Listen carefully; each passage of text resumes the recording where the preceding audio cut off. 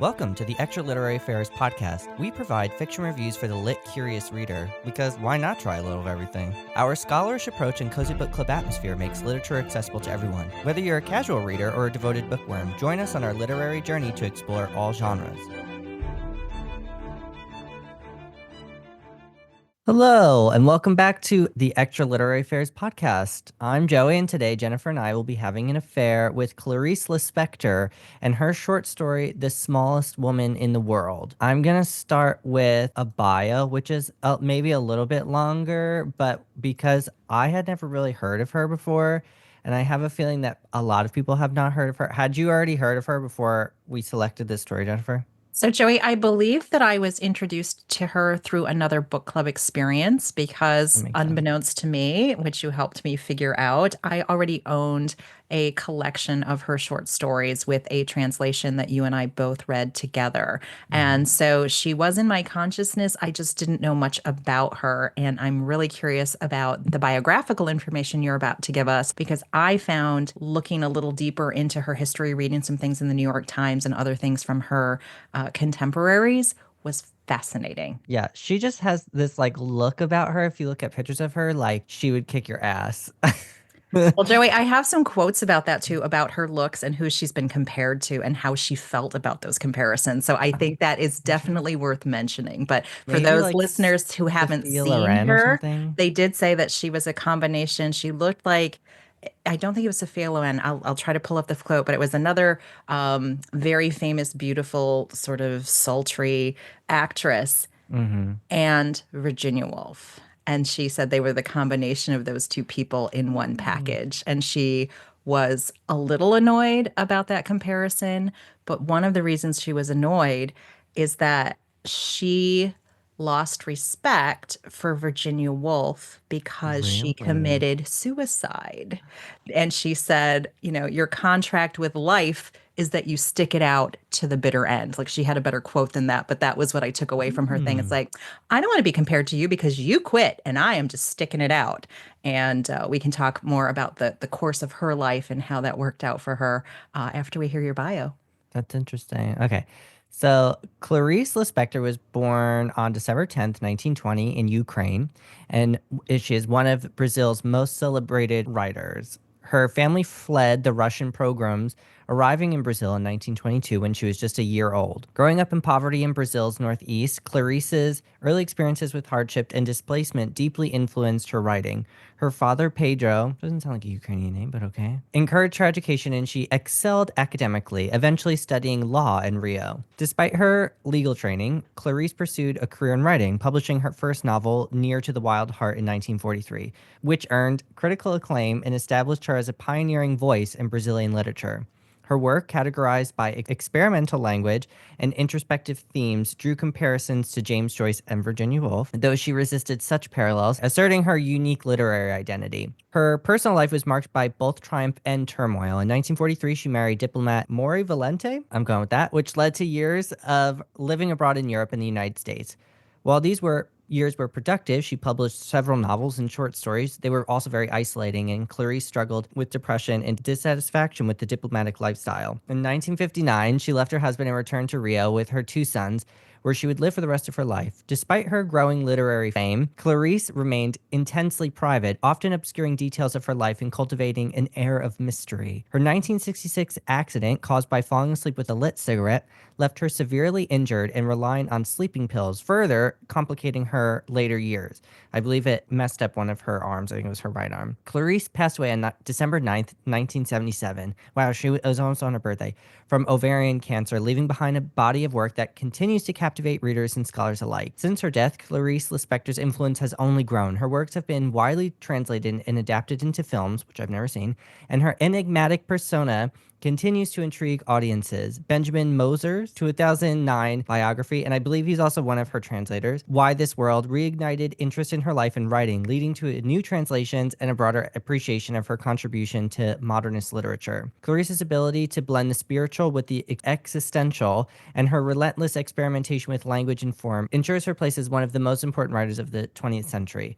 Her legacy endures not only in Brazil, but across the global literary landscape. And fun fact, she's also called the Brazilian Kafka. And she does have a novel, something GH, I don't remember the title off the top of my head now. I'm going to read it, where there's a cockroach involved, although Kafka did not write about a cockroach necessarily. Well, not Okay. necessarily, but he does have that whole metamorphosis transformation thing, Yes. right? So I could It see was a some beetle, but yes, it was there's definitely an a overlap there. shelled insect that some people come to not enjoy. And Joey, I would just love to jump in because the Passion According to GH is the novel that you were referring to, which I happen to have in this article from 2020 in the New York Times celebrating her and her work as one of the sort of underrepresented people that they were like, hey, how come we didn't really talk about her when she was here to hear about it? Mm, And Joey, I will read the quote to you about who she was compared to and how she felt about it. And said one author wrote that Lispector, quote, looked like Marlene Dietrich and wrote mm. like Virginia Woolf, end quote. A comment she found sexist, though it was echoed by many admirers. So I thought very interesting in the time in which she was writing. You said that, she left her husband in the late 50s. She started I think she published the story that we read, The Smallest Woman in the World, in 1959 after she Mhm. returned to Rio de Janeiro. And she wrote primarily in Portuguese. And what I found was exclusively in Portuguese, as far as I know, that even though her family came from Ukraine, she says Portuguese is her primary language. That was her first tongue. And what was interesting for me about that is that you said, her father's name was Pedro and her name was Clarice and her mother's name was Marietta. And in this article in the New York Times, they said, well, actually, they changed their names from their Mhm. Ukrainian sounding names to make sure they could fit in their new culture. And so the father's name was Pinchas, and it became Pedro. Shaya became Clarice, and Manya became Marietta. So it's just another one of those interesting backstories of writers who talk about culture, identity, fitting in. How do you know who you are when you are assimilated into a new culture? And we have talked many times, we were just talking about Nabokov the other day, Mhm. and other writers who were writing in a language that was not their native language. And while she is speaking Portuguese, I'm super curious if her family, if her parents suddenly immigrate from Ukraine to Brazil and start speaking Portuguese at home. I'm suspicious. I think she had some other languages going on. Yeah, I would imagine I believe that I did read that she spoke Russian because of her Ukrainian parents, but I don't, from what I could see, she mostly wrote in Portuguese. She did write in English, but I could only find children's books that she wrote in English. So maybe she did. I don't Yeah, know. and Joey, something that was really super interesting to me when I was looking into her backstory, because I was like, I only have questions about this person. Like, she seems very, very mysterious. And part of that reminded me of Shirley Jackson Hmm. because she, in this case, Clarice Lispector, had left her husband and she needed to crank out some work to pay the bills. And so they said that she was very prolific. I think she had something like 85 short stories in addition to the novels that she wrote. She also received like endorsements under the table or kind of under a pseudonym for Pond's Cold Cream, like a beauty. She wrote a beauty column and she wrote like an advice column under names. Like her name was Very some Shirley Jackson. something Palmer. And I was like, where have we heard this woman in the 50s and 60s struggling to make ends meet after their marriage ended, or that there's a power struggle that she has to just rely on her wits to feed her kids? Like, I think I've heard this story before, Joey. And I'm so grateful that there has been this resurgence of interest in her work, her being Clarice Lispector, because I said sort of during the time that she was writing, she didn't get a ton of attention at home. I mean, she was sort of popular, but it also didn't propagate into all corners of the world like her work has done Hmm. now. And I have one quote that is not going to make you happy, Joey, but I've got to bring it up because I was like, isn't that interesting? So I started reading the first version that I had of The Smallest Woman in the World, it Mm. was undoable for me. Couldn't do it. I'm like, this translation has to be defective. Let me go look for another. And I looked for another, and I believe that what I found was a version from Elizabeth Bishop, who is a famous American poet. So she did a version of that. And here is where things are going to throw down, Joey. In 1963, Elizabeth Bishop unwittingly provided the Brazilian fiction writer Clarice Lispector with an ideal blurb. Here it is. Prepare yourself. I think she is better than J.L. Voorhees, who is good, but not all that good.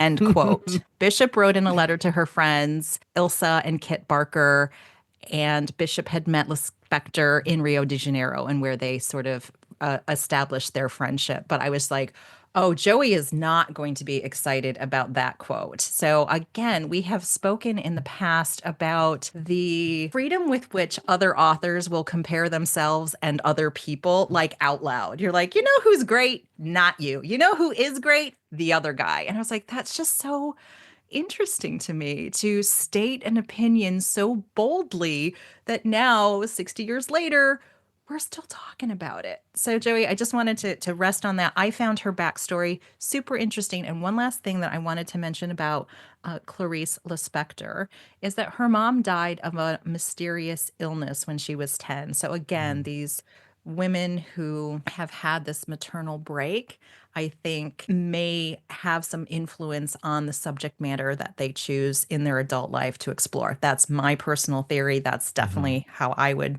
try to approach that if I had that kind of talent. Yeah, it's so funny because as I was reading this story, and I just actually read one of her novels, the last novel that she published before her death, and it's possible that I was just like I had just read Jorge Luis Borges, which is who just J.L. Borges. That's who you're referencing, in case anyone was not aware of that. I just read his collection called On Writing, and then I just finished this morning. I finished to the Lighthouse by Virginia Woolf. But spoiler alert, I loved it, and I am so excited that I get to say I love a Virginia Woolf. Finally, The finally, it just happiest really made moment, it, the and it's happiest moment, Joey, of yes. my day. You just gave it to me. Thank you. So their writing to me is not similar at all. Like I would say reminds me of both Borges and Virginia Woolf, but like there's no like parallels to their writing other than their modern Virginia Woolf and Lispector are both modernist writers, and there are some just ideas that I think Borges would have appreciated. And this is not this story. This is called The Hour of the Star, which is the novel I just read. That was the last that she published. And I just want to read the opening paragraph because it made me think of Borges, and I wonder if that's what you would think too. So it starts: All the world began with a yes. One molecule said yes to another molecule, and life was born. But before prehistory, there was the prehistory of prehistory, and there was the never, and there was the yes. It was ever so. I don't know why, but I do know that the universe never began. So that sounds very confusing, but I swear this novel is not that confusing. And I love, Joey, that you're like, hey, does that remind you of anybody else's writing of like, you have to know about the history of the universe, but before the universe, there was something else. And then the universe and some other universe got together. And now we have our reality today, but maybe reality is not reality. I'm like, oh, yeah, that's your boy. That is Voorhees Yeah, for that's sure. Borges. But I now that I'm a fan of Virginia Woolf, I'm part of the club. I'm a Woolf scholar now. I think Welcome. she Welcome, does. Joey. Yeah, about time. I've been really trying. I think both Borges and Virginia Woolf have these concepts or just these lines that you're like, what the hell? Like I have to sit and contemplate this one sentence. Like there are so many things. I'm very excited to reread the Lighthouse already because I'm like, oh my God, now I know everything that's gonna happen. Not that it's not a plot heavy book, obviously, but or there's really not a plot, but to be like, oh my God, I know about these characters now. I want to see like, is this why they were saying that in the beginning? So, but there's just like these lines that all three of these authors have that you're like, I need to sit with that. This is like summarizing a part of my life that I didn't even think about. And that's amazing. But anyway, we're not here to do all of that. Joey, but To that was compare. so, sorry, that was so well said. And I think that summarized my experience of this story. I struggled. I struggled mightily because the translation I had was not working for me. And I thought, she has got to be better. Like her work has got to be better than what I'm reading because this does not seem correct. And when I read the Elizabeth Bishop version, it does have this poetic, beautiful intensity that you just want to sit and pause and say, like, what does that really mean?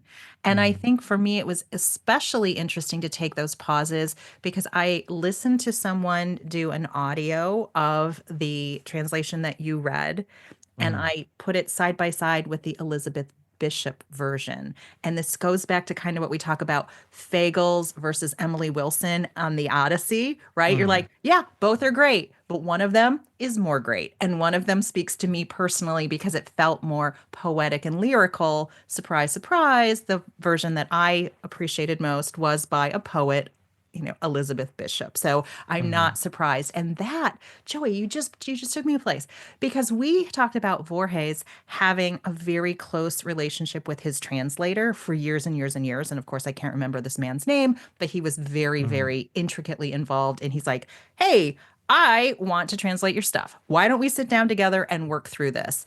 And they had a beautiful relationship. And so maybe that a little touch of that is echoed in what happened with Lispector and Elizabeth Bishop. Like, I would be super curious to see if that's my imagination or if that's how that relationship really worked. But again, when you're talking about, hey, can we see any parallels with other writers we've talked about? We certainly can. Did she know her that translator?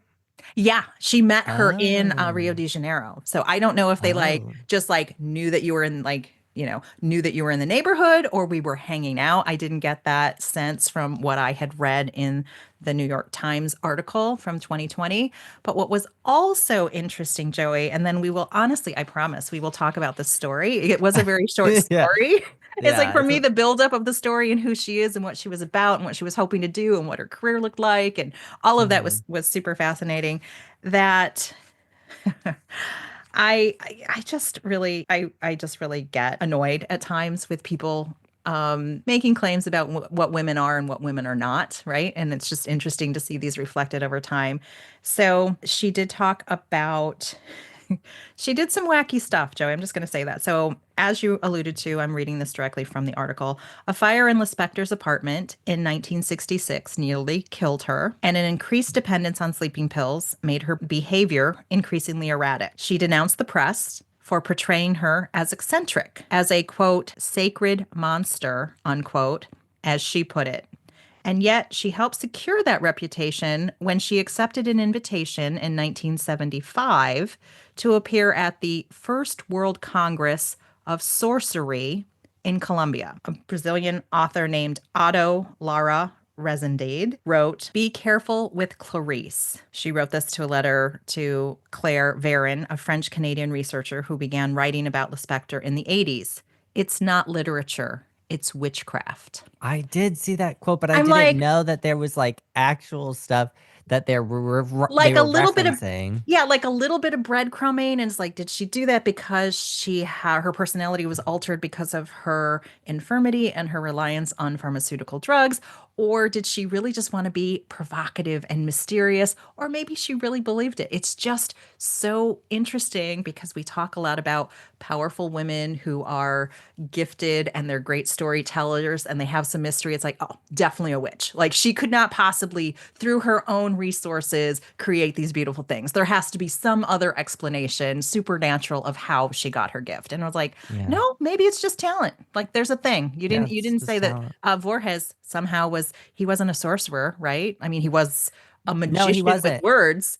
But W.B. Yeats was definitely into the occult, and he was like in a gang of occultists and stuff. He was getting into that kind of shit too. So, but no one brings that up. That makes me love her even more. So, if she's a witch, Joey, I'm into it. yeah, I'm so happy about that. And I just want to go back to her death because this was like, oh my gosh, I cannot believe this article. So she is quoted as saying, "When I don't write," Lispector told an interviewer in her sole television appearance shortly after finishing the book, and the book was called The Hour of the Star, which you have just read, Joey. Hmm. "I am dead." When the interviewer proposed that the author could be reborn in a new book, Lispector demurred, saying, "For the moment, I am dead. I am speaking from my tomb. Later that year, she suffered a hemorrhage and was said to have confronted a nurse at a Rio de Janeiro hospital, yelling, "You killed my character." She died on December 9th, 1977, at 56 years old, as you had told us. But I think even in her last throes of her life, she's still putting this drama out. She still sees herself as a character. She still has this literary artistic side to her that was never going to be snuffed out. So I really do appreciate her as a person, and I'm super curious about reading more of her biographical information in addition to the work she actually created. Mm. Now that I have a translator that I can embrace. That's so weird that she said that because, and I swear we're going to get into this actual story, but she is really fascinating because at the end of The Hour and the Star, the narrator says almost something exactly the same in the book.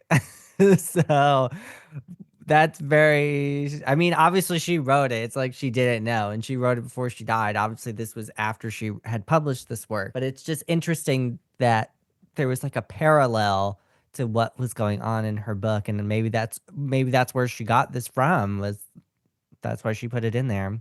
Very interesting. It's a good story, so I suggest everyone read it. And actually, you know what? I'll get into that. Okay, anyway, let me get into the summary here. Finally, into the story. Okay.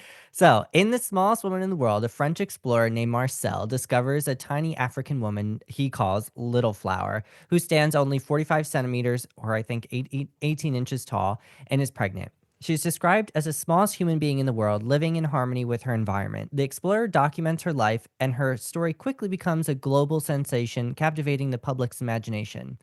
As news of Little Flower spreads, people react in various ways. Some with curiosity, others with pity, and many with a sense of superiority or detachment. Lispector uses these reactions to critique how society objectifies and dehumanizes those who are different. The story delves into the themes of otherness, exploitation, and the fragility of human connection. So, and Little Flower herself remains enigmatic, embodying both innocence and resilience. Her small size and vulnerability make her a symbol of humanity's tendency to marginalize the unfamiliar. Lispector's lyrical prose and philosophical undertones invites readers to reflect on their own perceptions of difference and the ethical implications of how we treat others. I mean, it's a really short story. That's basically what happens. Oh, Joey, I just found out something horrific and I have to share it with you because Okay. this changes a lot about what I just said about This this. is about the story, not your personal life, because I was like, oh my God, what? No, Correct. no. No, this is about, I said, hey, I'd love to know more about Elizabeth Bishop and Clarice Lispector working together in Rio de Janeiro. Mhm. So, Bishop, all these writers just love to write and talk smack to their friends in letters that we find later. So I'm just like, note to self, destroy that stuff. Bishop wrote to Robert Lowell of The Experience, quote, "I not only like her stories very much, but I like her too," end quote. Okay, just leave it there. Mhm. She also wrote in other exchanges to him that Lispector was, quote, provincial, quote, bad, and, quote, hopeless, comma, really. She confided, and I quote, "I suppose we are going to be friends, but she is the most non-literary writer I have ever known and never cracks a book," end quote. And so I just think Mm. that is so interesting. And if we were comparing her approach and style to Voorhees, it's so different because in everything you read of his that he has read everything ever written in English from the dawn of time Yeah. until yesterday. And it's like, I'm Yeah. just going to throw out all my book smarts at once, but I'm also street smart and I'm also poetic and I'm also And he's literate. also extremely humble.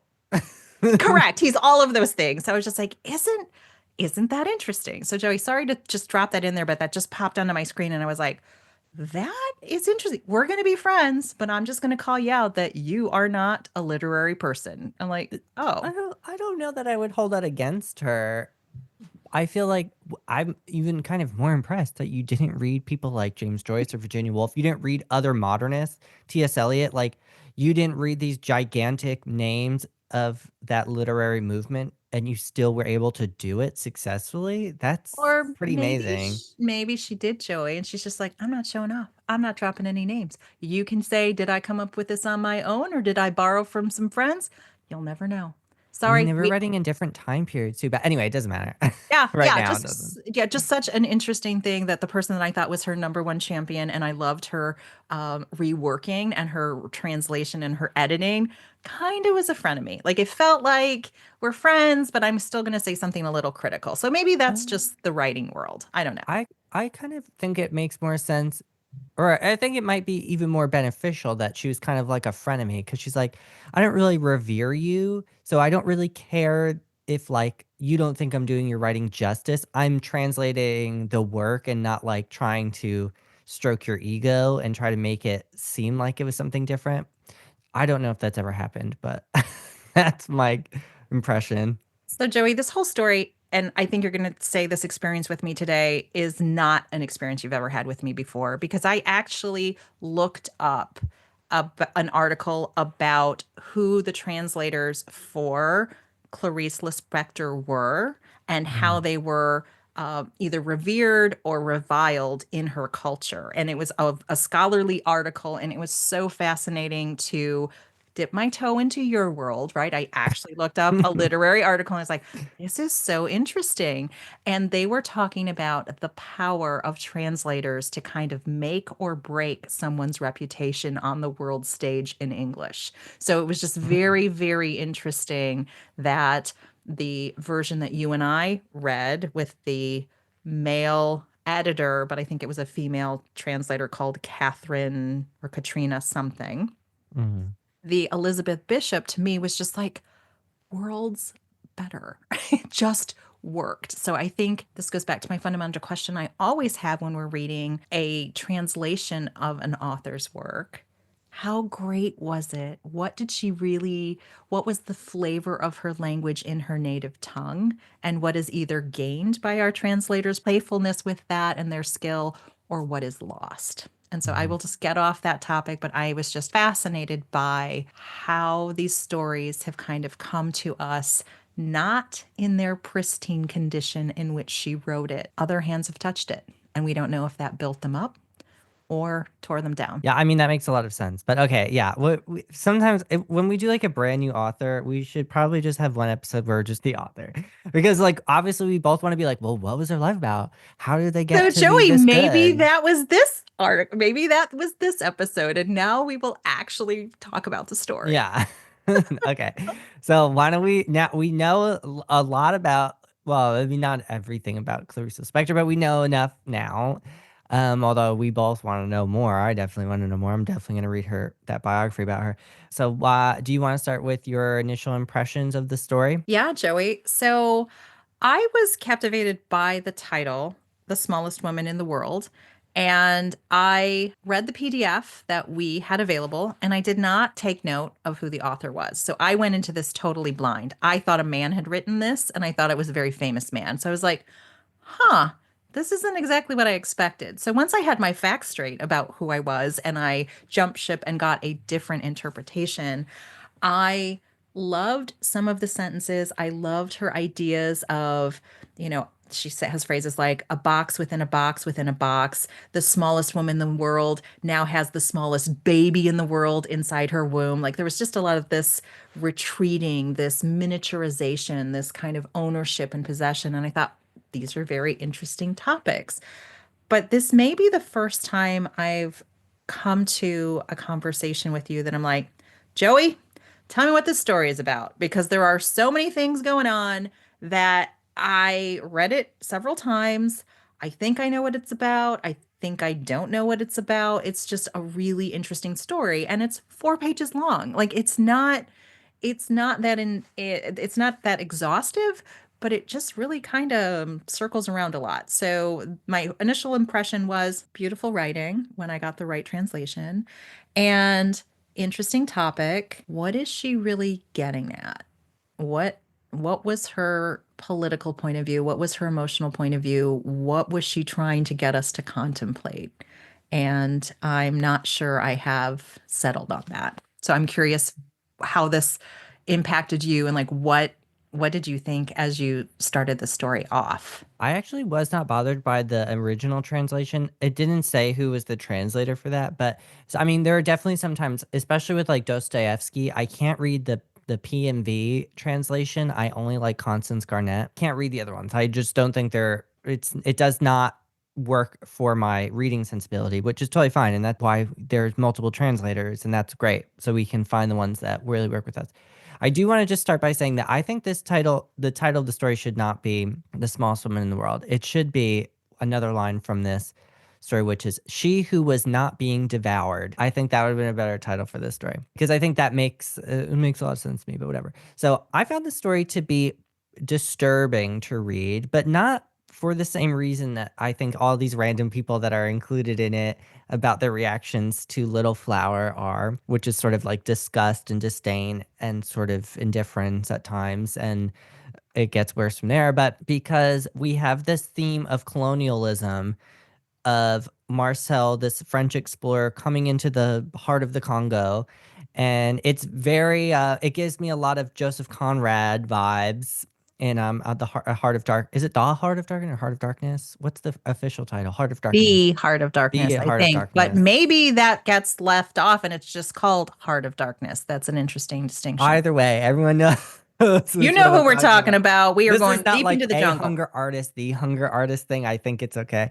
I immediately thought of Joseph Conrad and that story. So I was kind of already going in like, oh, I feel like I know where this is going to go and it's not going to be good. It did not necessarily go that way, but I was really disturbed by how Marcel comes in and does not first of all, I don't like the idea that he's like discovering this new people because, of course, they've already existed this whole time.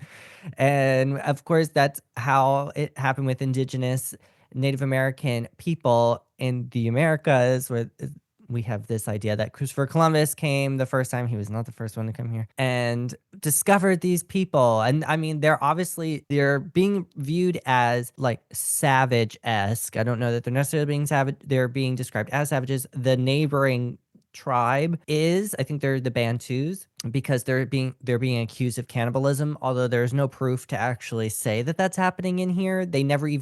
Marcel never even sees them. He says he doesn't even know where they're from or how they get to these trees that Little Flower and her people are living in. But anyway, and he like wants to ignore her culture and language, and he eventually starts to learn pieces of her language at the very end of the story, but it just felt like you're not here for anthropological reasons. You're here to just make your mark and just like collect and commodify this woman who, I mean, we never learn her name because we don't know he doesn't know enough of her language to be able to understand what her name is. He kind of just seems to know, like, you mean yes. You're saying yes.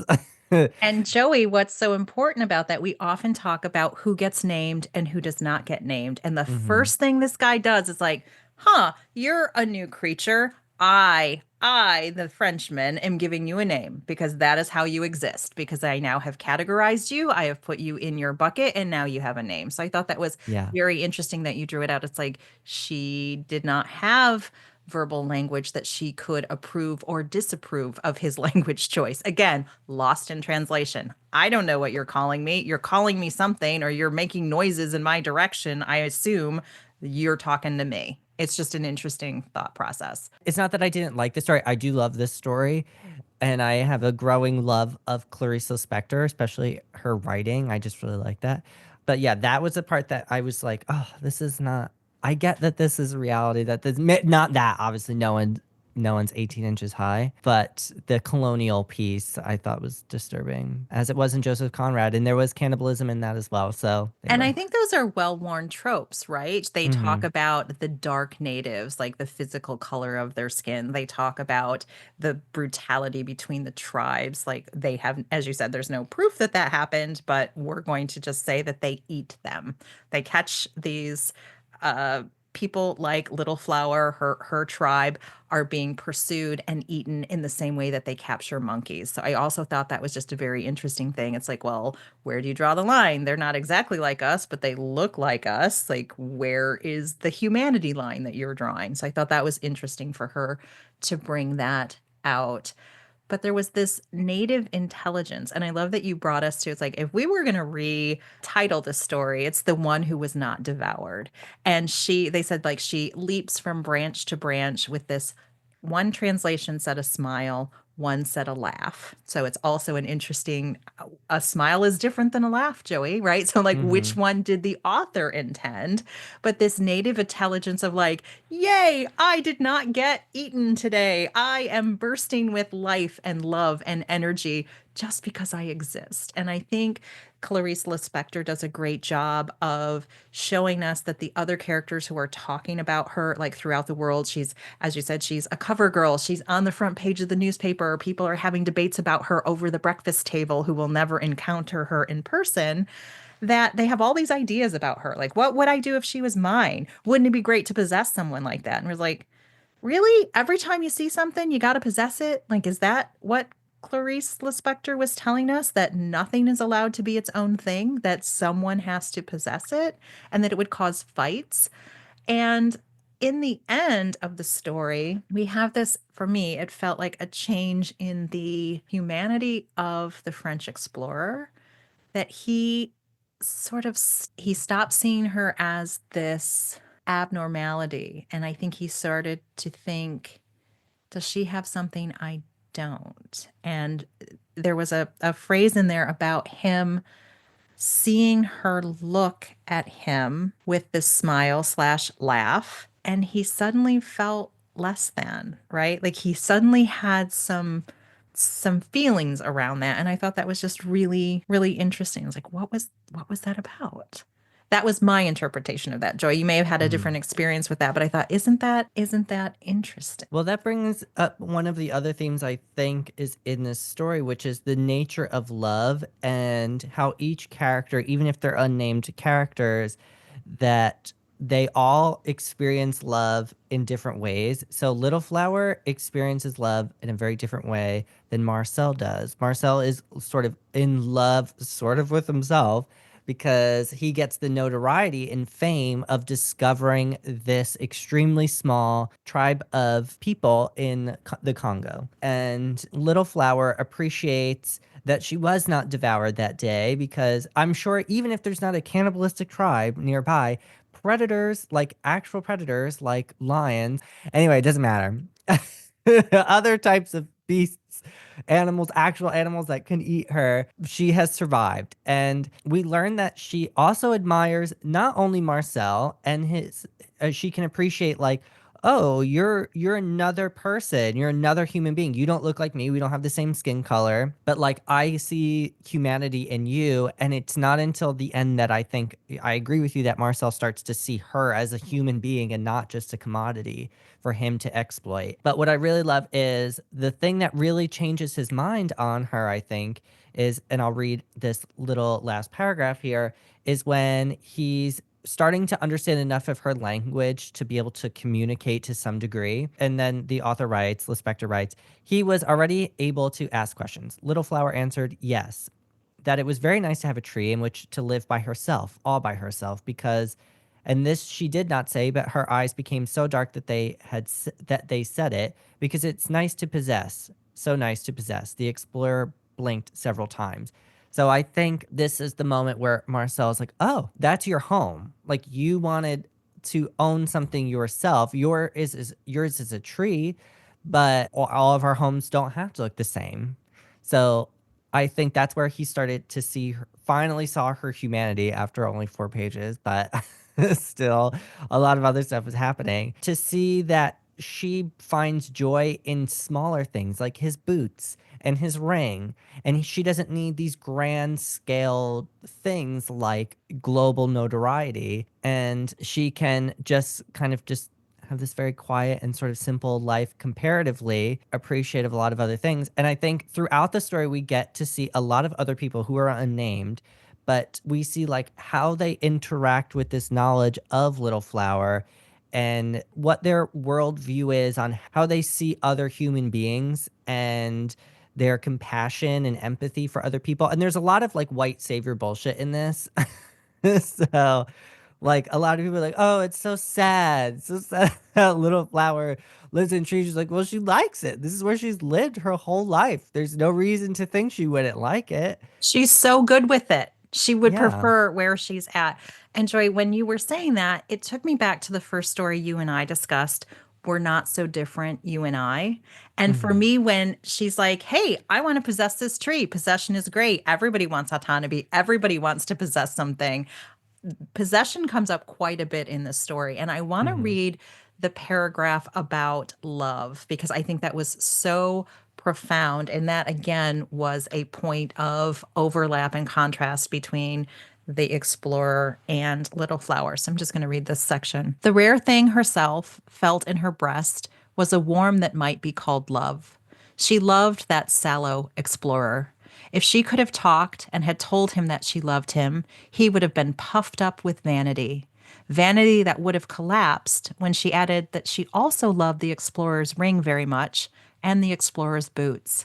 And when that collapse had taken place, Little Flower would not have understood why, because her love for the explorer, one might even say profound love, since having no other resources, she was reduced to profundity. Her profound love for the explorer would not have been at all diminished by the fact that she also loved his boots. There is an old misunderstanding about the word love, and if many children are born from this misunderstanding, many others have lost the unique chance of being born only because of the susceptibility that demands that it must be me that is loved and not my money. But in the humidity of the forest, these cruel refinements do not exist.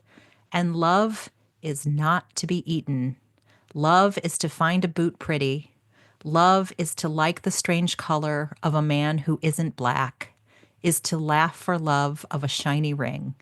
Little Flower blinked with love and laughed warmly, small, gravid, warm. And I just really loved that Clarice Lispector shows us this sort of purity of love, that it doesn't have to have gradations, it doesn't have to be a bigger love or a smaller love, and that Lispector is calling out we can't understand the minds of men that will want to be loved for a certain thing and not another.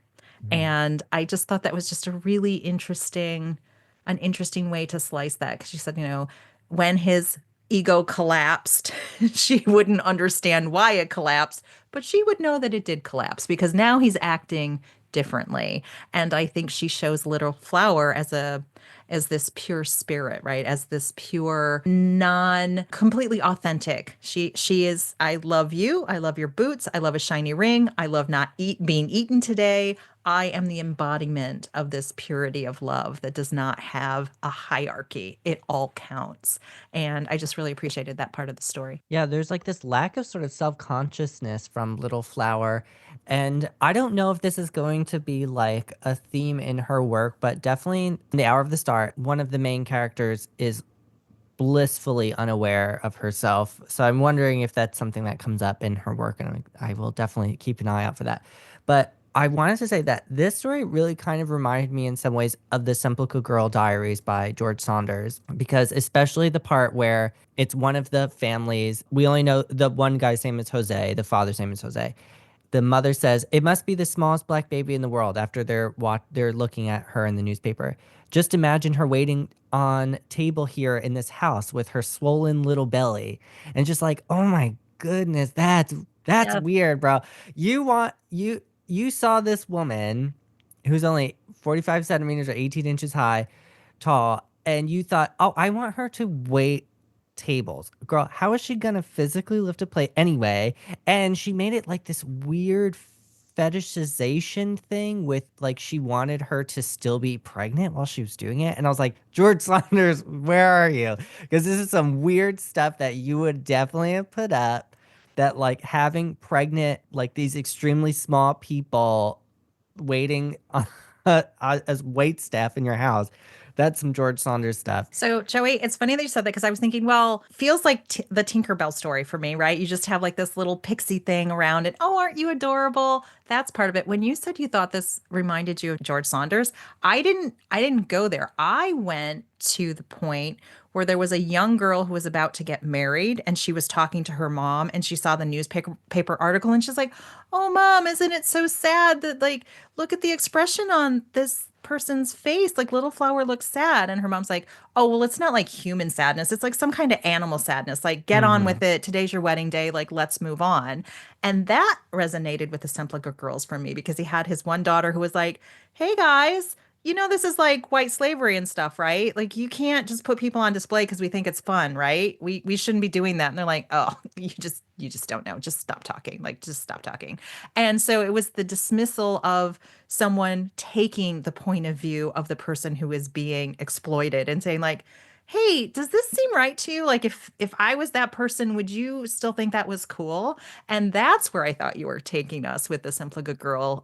No, but that Yeah. makes sense too. I wanted to go back to the idea of like how all of these different characters, even if they're unnamed, are sort of showing love in the strangest and sometimes really gross ways. Because we have that moment where there's a mother and her son who is, I'm assuming, younger, and he's like, "Oh, what if I put her in Paul's bed while he was sleeping?" And then he'd be like really scared, right? And then she has this recollection of when I just have to read it because it's really it's really messed up.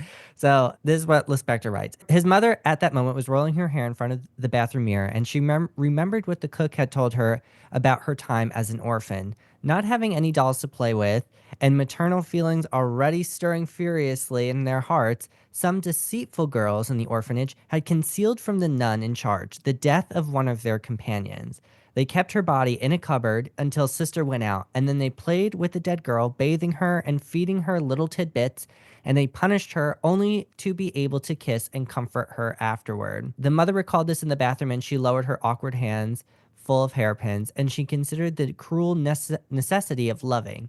She considered the malignity of our desire to be happy. She considered the ferocity with which we want to play and the number of times when we murder for love. And that was one of those moments like, damn, I gotta sit with that. I don't know that I like can walk away and be like, I know what you're saying, but I'm like, I know this is profound and it will have an impact. But just that story of what does it mean to show love and to express love? Because you could make a claim that all of these people are trying to show some type of love, including this mother when she was a child who concealed the death of one of her peers and then played with her like a doll. Like, you have to have some type of, I know, wait a minute. You're giving me, you had to have some type, you're showing this now deceased girl a certain amount of of attention and care because you're taking care to wash her and to do the things that you would do with a doll.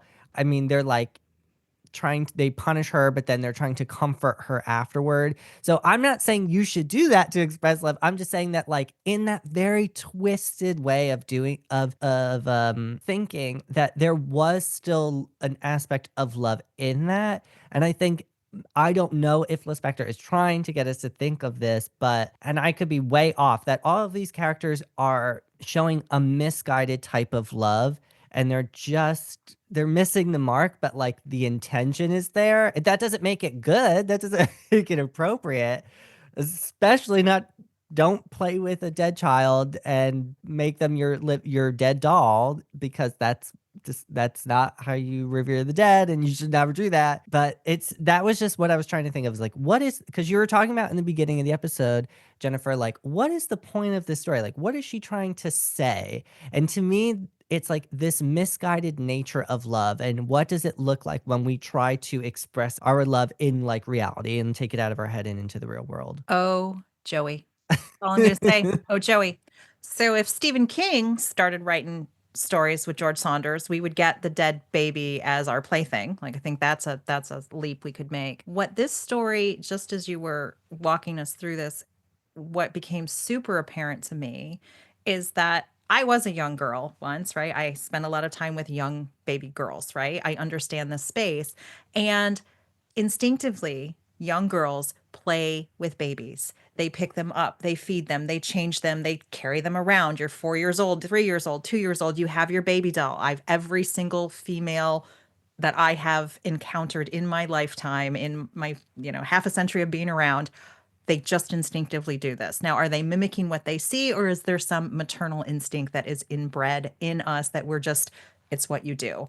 And I thought Lispector was making the commentary that because these girls didn't have access to other ways to express that maternal instinct, right? They didn't have any Mm. toys. They couldn't do let's pretend. So they're like, well, we'll just have to we'll have to play pretend with the next best thing. Because if you play and I do remember doing this with my brother. If you play mommy and baby like with a real live human being, they probably aren't going to want to play this with you. It is not a fun game to be the baby. It's only the fun game to be the mommy. And so they had to get a dead baby because they're like, nobody wants to be the baby. Like, this is the worst job ever. So that was interesting for me because that was contrasted when we talk about Little Flower and her race of people, although we've only seen her, but she didn't get pregnant by herself. So obviously there are more of her Mhm. kind around, but we don't have access to them. That they say their children are born, through a normal labor, but they are sort of instantaneously, very, very quickly put out into the world. Like it's like we're not having a long maturation. You don't get to be a child for 18 years and your parents kind of like sort it out and then send you off to college. It's like, hey, the world is tough. Off you go. Some of you will make it, some of you will not. That's how the world works. And I was really curious about what she's saying about the nature of motherhood because they're making this point of Little Flower being like human, but not being like human. And their language was not as sophisticated as ours, but does that mean it doesn't count? And one of the things that came up, Joey, and I just read this phrase, and this is what is popping into my head again about being used as a toy, as a plaything, as a substitute for the real thing. Because when the little boy, you took us to that point where the little boy's like, mommy, wouldn't it be great if we like put this in Paul's bed and she can scare him and then we can keep her like a toy. And there's all of this idea of possession of a plaything that it has to be small, it has to be under your control. I just think that's really interesting because it was an older woman saw the newspaper article and had a very bizarre reaction. And I just want to read that um, section because I'm like, what is this? I'm missing something. It said, in another apartment, a lady felt such perverse tenderness for the smallest of the African women that, an ounce of prevention being worth a pound of cure, Little Flower could never be left alone to the tenderness of that lady. Who Mhm. knows to what murkiness of love tenderness can be led? The woman was upset all day, almost as if she were missing something. Besides, it was spring and there was a dangerous leniency in the air. And I just think that was a very interesting, is this maternal instinct? What is love? When they said like love has a murderous element to it, I'm like, say what? Like that is I something. never experienced that, but Yeah, yeah, I'm okay. like somehow that is interesting. And so maybe the question that I started us off with is like, what exactly are you getting at in this story? Maybe it is the perversion of love or the things we Mm. mislabel as love or Mhm. elements of love that don't go to plan. It's like what happens if there are things that don't follow the type of love that Little Flower has? Because one of the things that I don't think I recall from the story is how Little Flower feels about being pregnant. Like, is she anticipating this little creature that gets to be hers, like the Mm. littlest? Like, is she excited about that, or if she's like, like your seahorse theory? It's like, yeah, you just spawn some kids out and off they go, and like no big deal. So I think Lispector was playing with us a little bit about not giving us any insight other than saying people of that tribe, the smallest Africans, are born into a harsh world. They don't live long, but those who make it have immense joy. And I think that is an interesting thing about that time when this was written in the early 60s with colonialization, with the famine, with the whites versus black in Africa. Like all of those things, I think, might be swirling around in the background of life is hard for some of us. And the best thing that we can hope for today is that we don't get eaten. Like, wow, that's a very different perspective than the mom who's rolling her hair or the daughter who's talking to her mom about her wedding or the old lady looking at this small person and having these longing, wistful, confusing, at least in my eyes, feelings about this small person. I was also like confused about like why did you think that was okay? Even as a child, I don't think I definitely wouldn't play with a dead person. I don't think I would do that. I don't know because I'm not a child anymore, but I have a feeling. But when you were talking about the most poignant part of this story for me was the part of the story that I think should have been the title, She Who Was Not Being Devoured. I'll just read that really quick because you were just mentioning that as well. So, a smile that the uncomfortable explorer did not succeed in classifying. Also, there's this weird thing like I think maybe this is when he starts to notice that, like, oh, I can't just like group you in with what I think of animals. Like, I can't be like, oh, a dog is like, I don't know, wagging its tail, so it must be happy to see me or something like that. Like, he was like, oh, you're a nuanced person kind of thing. Anyway, and she went on enjoying her own gentle smile. She who was not being devoured.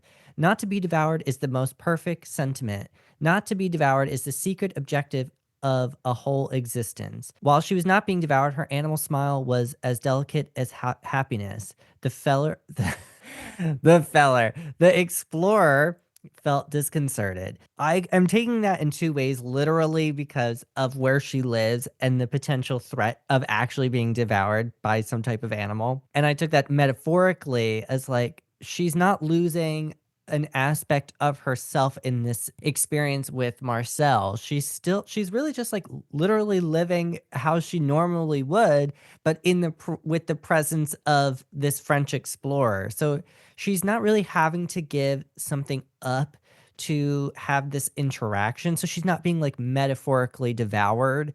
So I took that as being like, how do we sort of coexist with other people without losing aspects of ourselves for whatever reason? And but again, I have no idea. I don't know what I like a lot of these things. I also am like, I do not know what she's trying to say, and that's totally fine.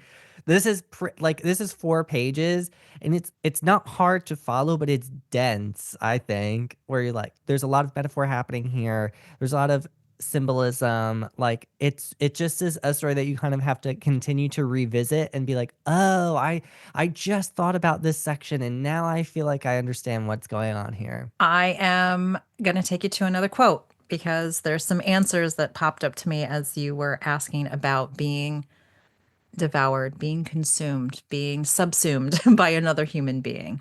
So it says, in another house, they gave themselves up to the enthralling task of measuring the 17 3/4 inches of little flower against the wall. And really, it was a delightful surprise. She was even smaller than the sharpest imagination could have pictured. In the heart of each member of the family was born, nostalgic, the desire to have that tiny and indomitable thing for itself, that thing spared having been eaten, that permanent source of charity. The avid family soul wanted to devote itself. To tell the truth, who hasn't wanted to own a human being just for himself? Which, it is true, wouldn't always be convenient. There are times when one doesn't want to have feelings. And so for me, this feels a little bit like the slavery narrative about physically owning another human being without their consent. It Mhm. also feels like I almost said religious, but that is not true. Romantic entanglement of being consumed by another person, like the power dynamics that can happen there.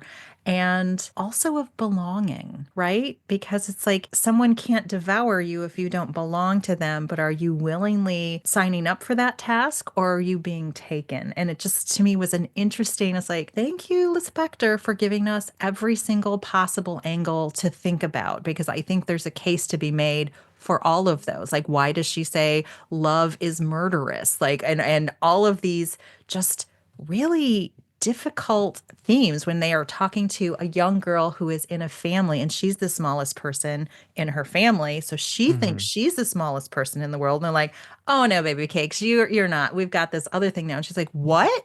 Wait, no, that's me. And she just has these conflicting feelings of like, wait. And I think her final word on that was like she knew now what endless sorrow was. Why did you give that to a 5-year-old girl? Like that is not, Yeah. please don't put that in her head. Mhm. It was just very interesting. her choice of words and the characters that she allowed to participate in that. But I did think it was super telling when she said, it was a young girl getting ready for her wedding and she told her mom, "Hey, I think this lady looks sad," i.e., maybe I'm sad, maybe I don't want to get married. Is anyone listening to me? No, they are not. That her mom just dismisses that. It's like, no, that's an animal. She couldn't possibly experience sadness. I'm like, well, I think your dog is sad when you walk out the door. And yes, the dog is an animal, but I think it is experiencing some form of disconnection and longing. And I just thought it was just an Hmm. interesting playfulness of when the explorer kind of looks at her and thinks, oh, maybe something more is going on in there that's more relatable to me than I would want to, but I don't want to acknowledge feelings because, as she said, feelings are often inconvenient. Don't bother me with feelings. I've got work to do. Yeah, there's a lot of things in here that I'm just like, you said that for a reason. You obviously didn't write this for nothing. It's 4 pages. You thought about this. So, like, Every what? word, And I right? have a feeling that if what Elizabeth Bishop wrote was true, that Clarice Lispector was not super literary in her reading, that she must have got, if she wasn't getting it from other literature, then she was getting it from her own life. So I wonder if we continue to dig deeper into her personal life, if we're like, oh, that's why you said that. Because just in the two works that, well, actually, I have read a few more of her stories now, her short stories, but in the two most recent reads that I've read of her so far, these are themes. There's some repeated themes here. So I'm wondering, like, where I would love to know where this is coming from because, like, some of these lines are just very strange. And what's so funny is that she didn't really want to be, I guess, compared to Virginia Woolf, but in the Lighthouse, Virginia Woolf or Mrs. Ramsay's, I should say, talks about like what is the point of marriage? Like there's this like idea, there's this questioning of like, what is this? What is this? Why am I doing this? Like, well, in her case, why did she do it? But it's funny that in this story, The Smallest Woman in the World, that there's that scene that you were just explaining or describing with the girl that was going to get married and her mother. It sounded like she was maybe getting cold feet there, and her mother was like, "No, no, no, no, that's she's not even human. Like she definitely doesn't have the same worries about you than as you do. Like, don't even worry about it. You're getting married." So it's just, yeah, it's funny. There has to be something there. Yeah, Joey, and I want to take you back. I know we're reading a lot from this, but there's just so much because this is again this reflection of humanity and like denying other people's humanity. And is she really a Mhm. human? Is she not a human? It says the smallest woman in the world. It didn't say the smallest creature in the world, right? So it's Yeah. like we are identifying you as a human woman. And Lispector wrote, in the meantime, in Africa, the rare thing herself, in her heart, and who knows if the heart wasn't black too, since once nature has erred, she can no longer be trusted. The rare thing herself had something even rarer in her heart, like the secret of her own secret, a minimal child. Methodically, the explorer studied that little belly of the smallest mature human being. It was at this moment that the explorer, for the first time since he had known her, instead of feeling curiosity or exultation or victory or the scientific spirit, felt sick. And so it was just that moment when he was like, oh, wait, you're human and you're going to have another little baby human. And like me watching you and trying to make you something and categorizing you and comparing you to a dog and all of this other stuff that I did, now I have the icks. Like, I just thought that was Yeah. really interesting that she put that there for us. I mean, it's hard to dehumanize someone when you see them as a human. So maybe that was part of her point. It's like when you get to know someone and you're no longer, well, he wasn't afraid of her, but you demystified this type of person, that now you understand that they are also a human being deserving respect and love.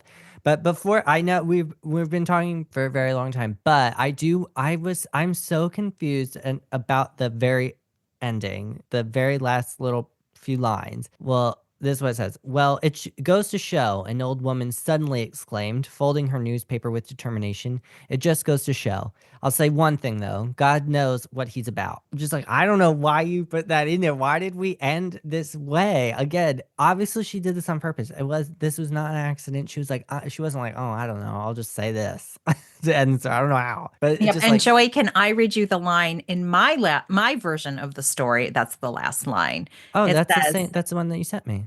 this one, well, suddenly declared one old lady. Oh, I found a different one. Well, Oh, suddenly declared one old lady, folding up the newspaper decisively. Well, as I always say, God knows what he's doing. Slight variation, right? yeah. And that's a different, that makes more sense And this than is this the one. Elizabeth Bishop version of Okay. this, which also, it was just one of those funny moments because I read both of those and I went, huh, Elizabeth Bishop has a very different view, but it also is interesting for me. As you said, it's very confusing because we are invoking God, we are invoking nature because earlier it said once Mother Nature has made a mistake and made something black, it's probably going to do it again, or something really dismissive and like grody that they said in that sentence. I just think it's so interesting. And so is this a religious story? Is this a nature never makes a mistake kind of story? Like obviously things are here for a reason. I think also in this story, Joey, you just took me somewhere. Thank you. In this story, I there's wasn't a, even saying anything. yeah, it's like, well, you just took me there, Joey, by the power of imagination.